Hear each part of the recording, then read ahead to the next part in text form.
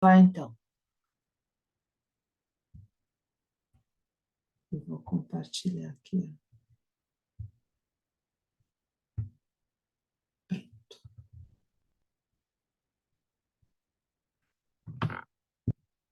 Então, vamos lá. Segunda conferência, 22 de agosto de 1919. Alguém gostaria de ler?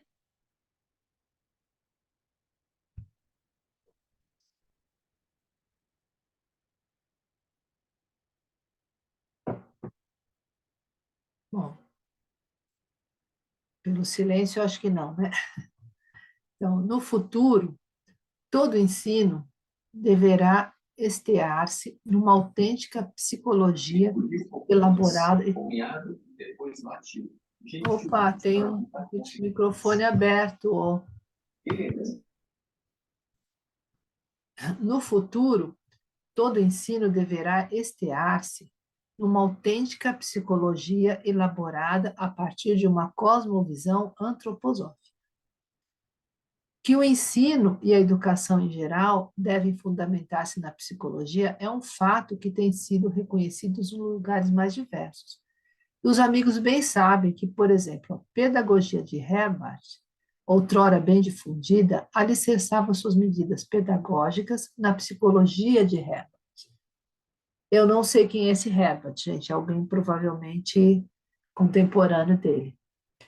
Ora, existe hoje, como existiu durante os últimos séculos, um certo fato que impediu o surgimento de uma psicologia aproveitável. Isto é resultado de não se haver conseguido, em nossa época, a da alma da consciência, um aprofundamento espiritual de tal porte que se pudesse realmente chegar a uma compreensão da alma humana. Porém, aqueles conceitos que se haviam formado em matéria de psicologia,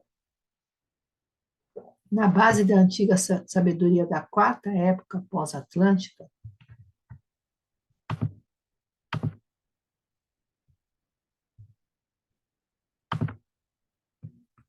a quarta época pós-atlântica, vocês se lembram? Eu vou descompartilhar aqui um pouquinho para falar sobre isso. Que, no desenvolvimento da humanidade, então, tem. Deixa eu ver se meu vídeo não está com aquela.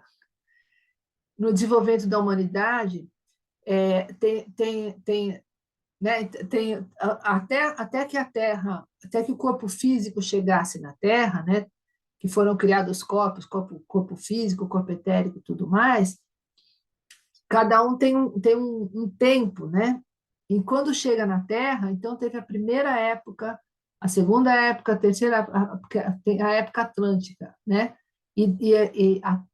E aí, depois da época atlântica, a primeira, a segunda, a quarta, nós estamos na quinta época pós-atlântica. A anterior é a época da greco-romana, tá? Então, é disso que ele está falando, tá? Aham. Então,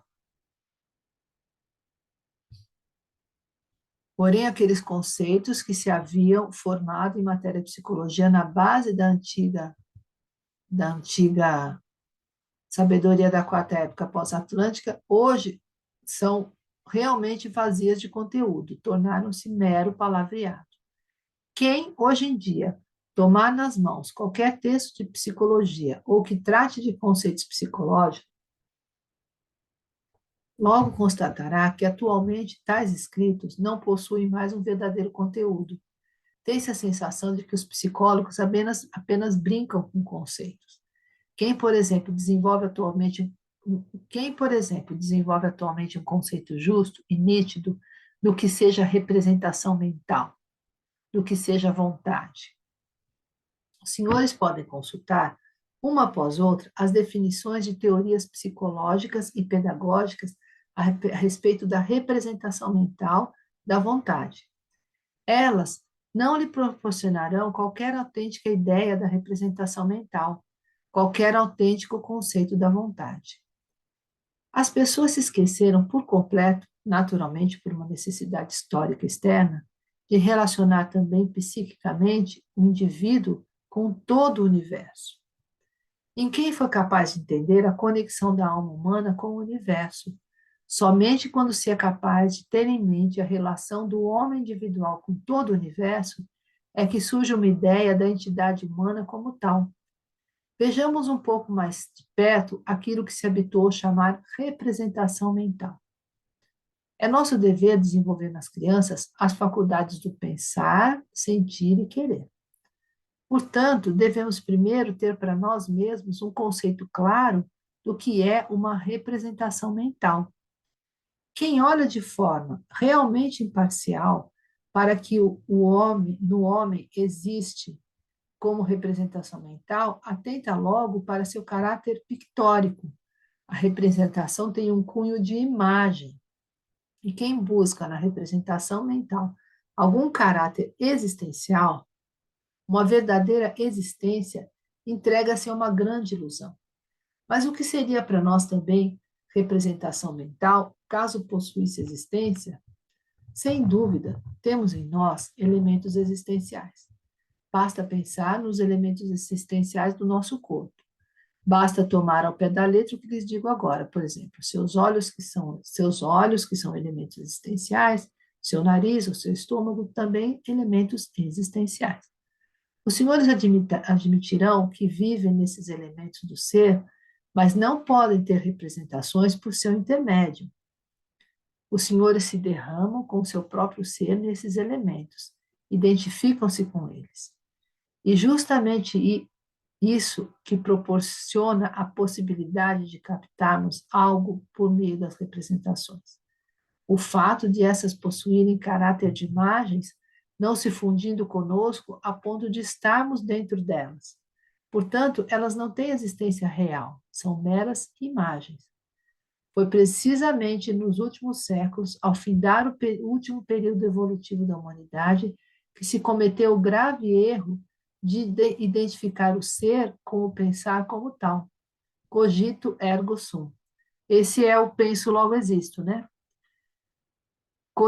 Cogito ergo sum foi o maior erro que se pôde colocar na vanguarda da cosmovisão mais recente, pois no grande circuito do cogito não está o sum, mas o non sum. Em outras palavras, o que existe dentro dos limites de meu conhecimento não sou eu, é apenas imagem. Ora, ao considerar o caráter pictórico da representação mental, os senhores devem, em primeiro lugar, encará-lo qualitativamente. Devem olhar para a mobilidade da representação e ter um conceito, embora não completamente adequado, da atividade envolvida, o que evocaria a ideia de existência. Devemos, porém, imaginar que também numa atividade mental exercemos apenas uma atividade pictórica. Portanto, tudo que também constitui apenas movimento na representação mental, é movimento de imagens. Mas imagens devem ser representações de algo, não podendo ser imagens em si. Refletindo sobre a comparação com as imagens do espelho, pode-se dizer que do espelho surgem imagens refletidas, mas tudo o que se encontra nas imagens não se acha atrás do espelho, mas em qualquer outro lugar, independente do espelho. A este é indiferente o que se reflete nele. Qualquer coisa pode ser refletida. Sabendo-se precisamente nesse sentido que a atividade representativa tem caráter de imagem, trata-se de indagar de que esta atividade é imagem. A esse respeito, naturalmente, nenhuma ciência exterior da informação. Só pode dá-la uma ciência de orientação antroposófica. Representar mentalmente é a imagem de todas as vivências que tivemos antes do nascimento, ou até antes da concepção. Os senhores não chegarão ao conceito real da atividade representativa, a não ser que estejam conscientes de terem passado por uma existência pré-natal e pré-concepcional.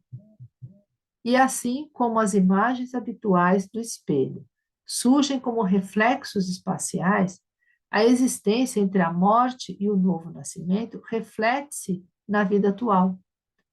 E essa reflexão é o representar mentalmente.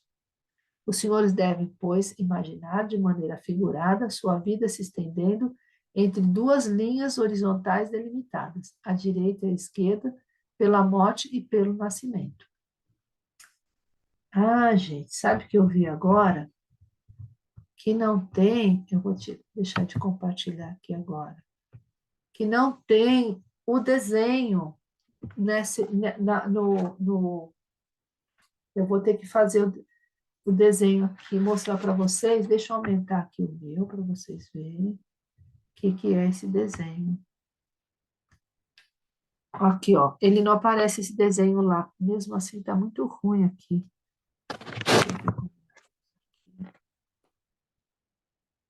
Ó, eu vou fazer, tá vendo? Tem um retângulo aqui, né? Eu vou ver se eu consigo desenhar no compartilhamento e eu escrevo o que está escrito aqui, porque ele não ficou bom, não. Deixa eu ver se eu ponho aqui. É um desenho assim. Ah, dá para fazer. Deixa eu ver aqui. Eu desenhar. Tem um que faz uma reta. Acho que é esse aqui. Vamos ver. Isso, ótimo. Não.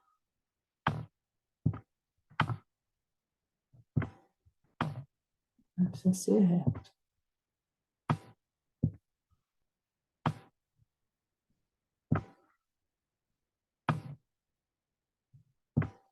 Pronto. Aí, aqui, ó, desse lado, deixa eu ver se eu consigo aqui texto. Vamos ver se eu consigo aqui. Menor. Não. Não sei como fazer para esse texto ser menor. Aqui está escrito representação mental. Vamos ver se eu consigo carregar esse. Bom, eu não vou escrever texto, não. Só dizer aqui, ó, do lado de cá, está escrito representação mental, tá? Que é o que ele escreve. Eu ainda não sei mexer com isso. Eu vou tentar escrever assim. Peraí, vou carregar ele para cá. Ah, pronto, maravilha. Agora tá. Representação mental, tá? É isso que está escrito aqui. Não, está só escrito representação. Melhor ainda. Pronto, então deleto isso, aumento aqui um pouquinho. Representação, pronto. E aí ele põe uma seta aqui. Será que eu consigo pôr uma seta? Não, não é isso. Não. Sai, sai. Sai daqui.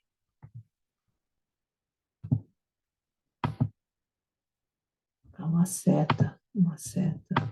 Ah, a seta dele é maior, que a seta dele vem até aqui, mas o que ele está dizendo aqui, ó? Aqui é o nascimento, tá? E aqui é a morte, tá? Então a vida é nascimento e morte. E aqui ele está considerando que aqui é antes do nascimento e aqui é após a morte, tá? E aqui ele tem uma outra. Peraí, deixa eu tirar isso daqui, eu não quero apagar isso. Eu vou pôr outro texto aqui. E aqui eu vou pôr vontade.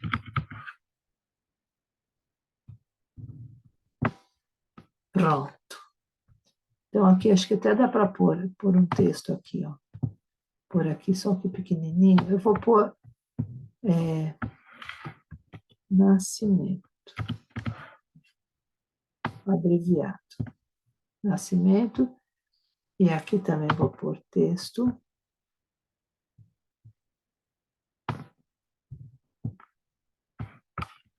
Morte. Tá? Tá dando, gente? Tá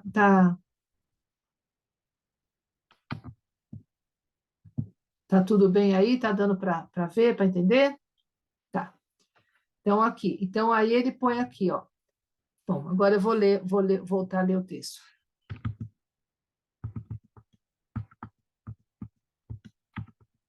Que aí ele põe, tá vendo? É aqui que teria, né, essa imagem e não tá aqui, ó, teria a imagem e não tá no texto digitalizado. Então, Deve ainda imaginar que é da região pré-natal,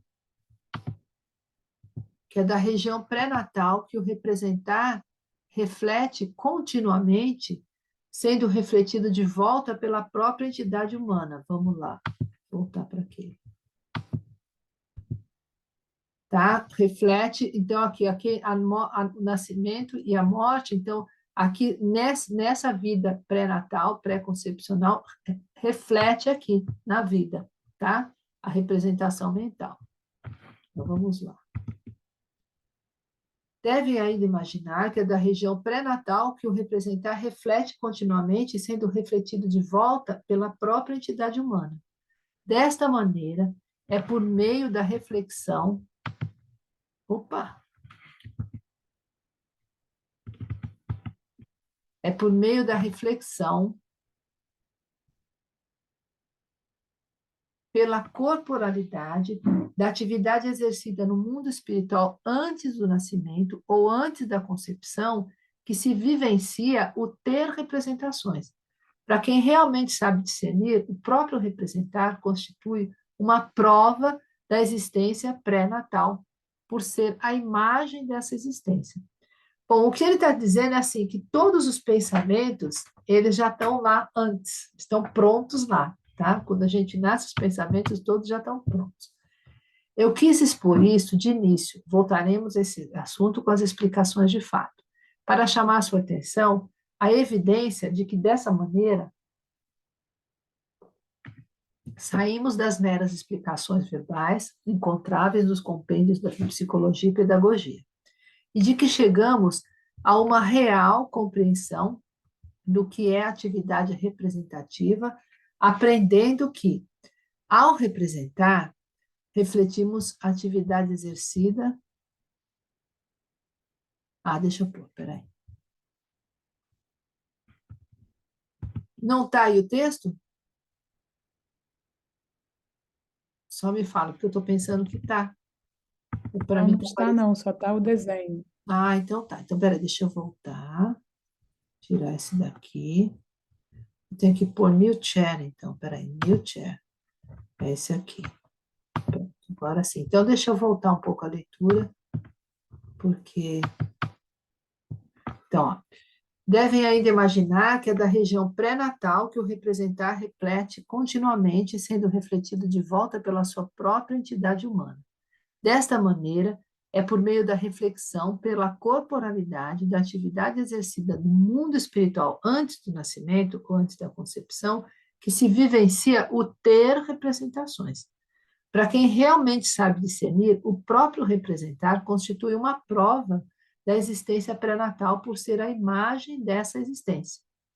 Eu quis expor isso de início para chamar sua atenção à evidência de que dessa maneira saímos das meras explicações verbais encontráveis nos compêndios de psicologia e pedagogia, e de que chegamos a uma real compreensão do que é a atividade representativa, aprendendo que, ao representar, refletimos a atividade exercida pela alma no mundo puramente espiritual antes do nascimento ou da concepção. Nenhuma outra maneira de se definir a representação serve para nada, pois não proporciona uma real ideia do que é essa representação em nós. Passemos agora a indagar da mesma forma a respeito da vontade. Para a consciência comum, a vontade é, de fato, algo extraordinariamente enigmático. É um problema para os psicólogos, simplesmente pelo fato de se lhes apresentar como algo muito real, mas, no fundo, carecendo do verdadeiro conteúdo. Com efeito, se os senhores consultarem os psicólogos para saber que conteúdo atribuem à vontade, sempre obterão a resposta de que tal conteúdo provém de uma representação. A rigor, por si só, a vontade não possui um autêntico conteúdo. Sendo assim, não existem definições para a vontade. Essas definições são bem difíceis nesse caso, porque a vontade carece de conteúdo. Mas o que é ela, afinal? Nada senão já o germe daquilo que, após a morte, será em nós uma realidade anímica espiritual. Portanto, se os senhores imaginarem o que de nós, após a morte, se tornará realidade anímica espiritual, e se o imaginarem como germe em nós, terão chegado ao conceito da vontade.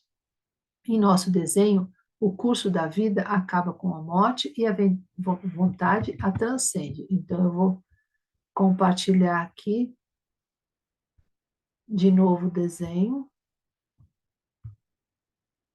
Tá vendo? Ó? A vontade transcende. A vontade, então, fica depois da morte. Tá vendo? A representação é no mundo espiritual antes do nascimento, aqui a vida do nascimento até a morte. Após a morte, fica, então, a vontade. Aí, gente, eu estou pensando de parar por aqui hoje e a gente continua. Peraí, cadê meu chair? Espera aí. Aqui, meu chair. E voltar para cá. Tá? Ó, terminando aqui, ó. Tô pensando. Peraí. Para isso. E agora ele achou.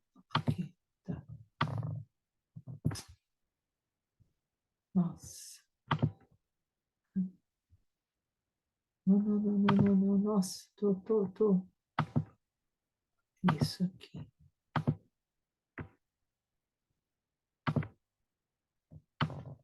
Pronto, agora sim. Não, ele não apareceu. Pronto. Então, gente, eu penso de continuar na próxima, tá? A gente continua. E aí, é isso. Deixa eu parar de